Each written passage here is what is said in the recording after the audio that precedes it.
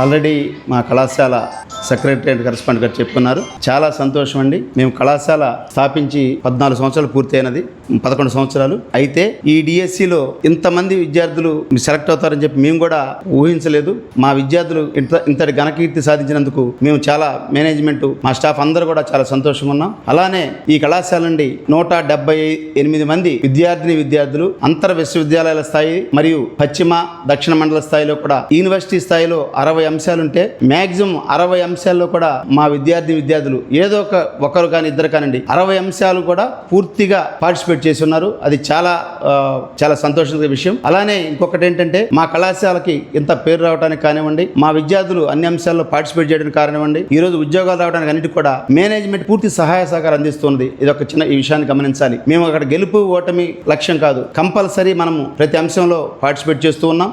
అంటే దాదాపు 60 అంశాలు జరుగుతూ ఉంటే అట్లీస్ట్ మేము 20 లాస్ట్ ఇయర్ గత 4 సంవత్సరాల నుండి కూడా దాదాపు 20 అంశాల్లో మేము మా విద్యార్థులు పార్టిసిపేట్ చేస్తూ ఉన్నారు. కనీసం 4-5 గేమ్స్ లో విన్నర్స్ గాను రన్నర్స్ గాను ఏదో ఒక ప్లేస్ సాధిస్తూ ఉన్నాము. మేము గెలిచినా ఓడినా మా మేనేజ్మెంట్ సహకారంతో ఉన్నది కాబట్టి పూర్తి స్థాయిలో మేము పార్టిసిపేట్ చేస్తూ ఉన్నాం. దానికి అనుగుణంగా మా విద్యార్థుల కష్టం కానివ్వండి, పైన మా ప్రజానీకం సహకారం కానివ్వండి, ఇవన్నిటి వల్ల కూడా మా కళాశాల ఇంతటి కీర్తిని అందించుకోగలని చెప్తూ ఉన్నాము. కళాశాలలో పశ్చిమ బెంగాల్, ఒరిస్సా, అంటే శ్రీకాకుళం నుంచి మన ఆంధ్రప్రదేశ్ అన్ని జిల్లాలు, పూర్తిగా రాయలసీమ నుంచి, అలానే తమిళనాడు, కర్ణాటక, కేరళ ఇవన్నీ రాష్ట్రాల నుంచి కూడా ఏదో ఒక చదువులో బీపీడీ కానివ్వండి, ఎంపీడీ కానివ్వండి, డిప్లొమా కానివ్వండి, ఈ 3 కోర్సుల్లో అన్ని రాష్ట్రాలంటువంటి మనకి చెప్పినటువంటి వీళ్ళందరూ కూడా ప్రవేశాలు పొందుతూ ఉన్నారు. కారణాల వల్ల మేము ఇంతటి స్థాయికి వెళ్ళామని, ఇంకా ఫ్యూచర్లో కూడా ఇంకా మరింత కష్టపడి మాకు ఇప్పటికి వచ్చిన కీర్తిని మేము పొంగిపోకుండా, గర్వపడకుండా ఇంకా కష్టపడి మేనేజ్మెంట్ సూచనలతోటి, మా స్టాఫ్ సహకారంతో ఇంకా కళాశాలని ఇంకా ప్రతిష్టగా ముందుకు తీసుకెళ్ళడానికి ప్రయత్నం చేస్తూనే ఉంటాము. అందరికి కూడా